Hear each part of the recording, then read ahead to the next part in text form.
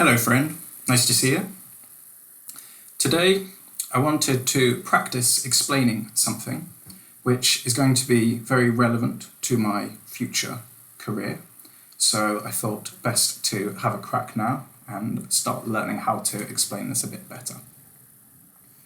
I've not really thought about what I'm going to say, but sometimes you just need to shoot from the hip and hope that something cool comes out. The thing that I want to explain to you is pretty much the thrust of what I want to do in this world. It's the union between my work as a neuroscientist and a psychologist and as a meditation teacher. Working title is The Real Science of Spirituality. The idea is that spiritual practices like meditation and yoga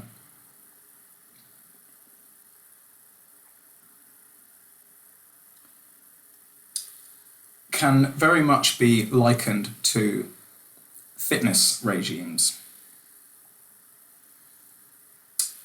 When we take on a fitness program, we understand that it takes dedication and results will be difficult to come at first, but we gain momentum as we go. The people that have been doing it for 10 years consistently look and feel amazing, but at the start it's just bloody hard work. The best approach to a fitness plan is not to just do one singular exercise like a bent over row in the gym or to just go jogging like every single day, but a balanced regime is best.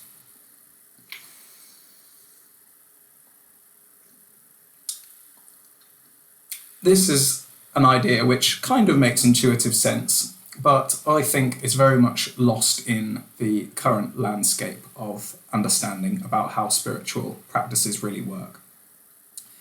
Most people do not apply themselves to these practices like they would a fitness regime.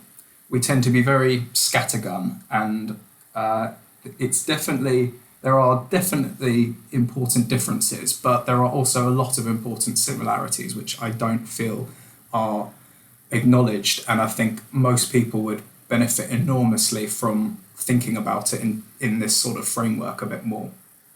You need to go by feel, and you need to have an intuition about these things. But especially if you're new and not so experienced with these practices, like that intuition, like where does it come from? Like you have to have a basis to start from, just in the same way that once you've been going to the gym for a few years, like you have a feel for what kind of exercises you like, and you can go into the gym without much of a plan and just sort of work your way through some sets as you go by feel. But when you're first starting out, you don't have a clue. Like you need structure, and you need people to sort of guide you on what to do.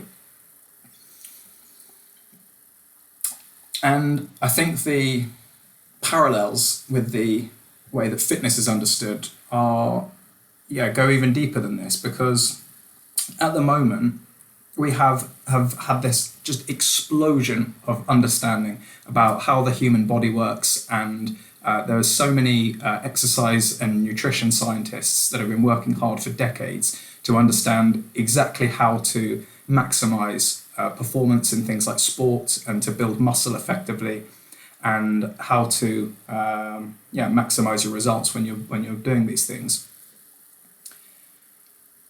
And the future I see is that the world of spirituality has the potential to go through a similar shift. This is not to discount the thousands of years of work that has been done by the spiritual traditions like Buddhism and Hinduism and the yogic traditions in India. But to apply the Western science model to some of these, to this world, and to map out all of the different spiritual practices and ways in has really not been done systematically. Like within the traditions, there is enormous knowledge, but for example, like one of the gaps I see is that within the world of Buddhism, which is, I have the utmost respect for, like they don't, as I see it, really acknowledge the importance of the body in the process. Whereas in the Indian system of yoga, performing the asanas, the postures, and clearing the channels in your body is a complete prerequisite to the entire system. And in my own personal life, I've seen that incorporating yoga, specifically the asanas, the postures, and having a more loose and fluid body has benefited my own spiritual path enormously, like far, far more than if I had just stuck to my breath-focused meditation and not sort of engaged in this as well. So understanding and mapping out how these different practices work, and then even taking it a step further to look at how different people might benefit from different practices more so than others, and how that all works on an individual differences level. That is the work that I want to do as a scientist and to explore as a teacher. Then I see a huge need for this. I see so much potential for doing this, and all of that comes from taking this approach in my own life and to my own practice, and just seeing the most remarkable benefits.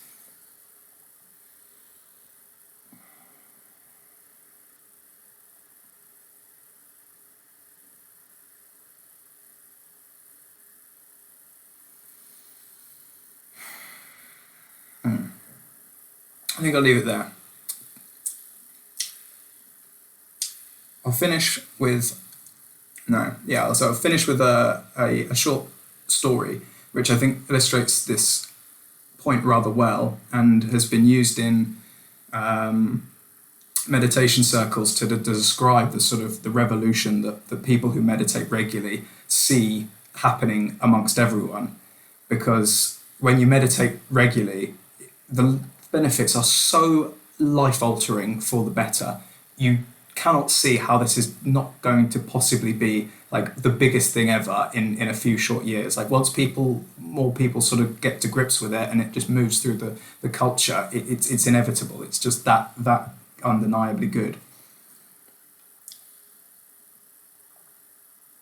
The story is that I don't know when this is, let's say like the 1940s or 50s, jogging as an exercise just was not a thing in the world.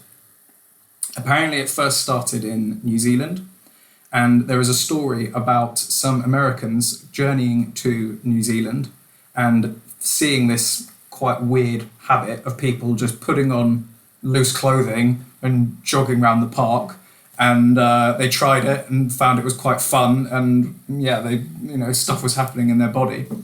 And then they came back to America and they carried on this weird practice, and people would stop them in the street and be like, "Hey, what are you doing?" Like, and they would respond like, "Oh, I'm running." Like, who are you running from? Like, no, I'm just running. Like, it's fun. Like, you feel good. And it was just completely outside of their reality. They had no concept of this.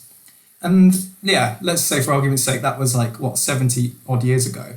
Like, can you imagine someone today not understanding that running has benefits? Even more than that, like proven concrete scientific benefits. And we understand the parameters for exactly how to take a child up to an Olympic marathon running athlete. Like, we know how to do that and how to train them and all the flex that's needed. And like there's a whole industry of coaches out there that sort of that take this approach and really understand this.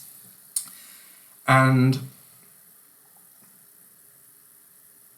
this is the the revolution, the shift that I see happening in the coming decades and that I want to be a part of.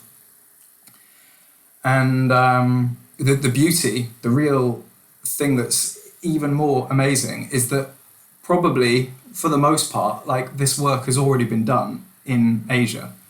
And it is just for the West to sort of rediscover this and interpret it and build it into this modern world that we've already created. Because for most people, it's not particularly feasible to go on 10-day retreats, silent retreats regularly, or dedicate their entire life to the spiritual path, which is what a lot of the traditions kind of lead to.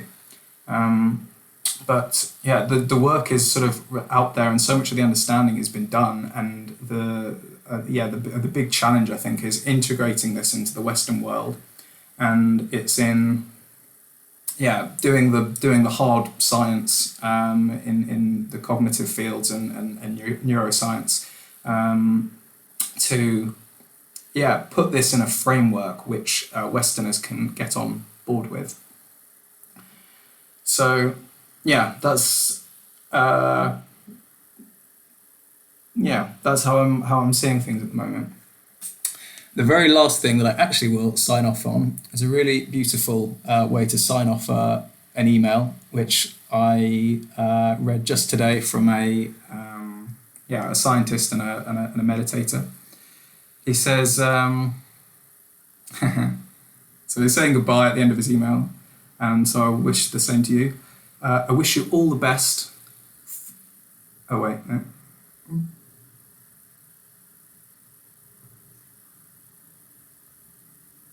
Yes.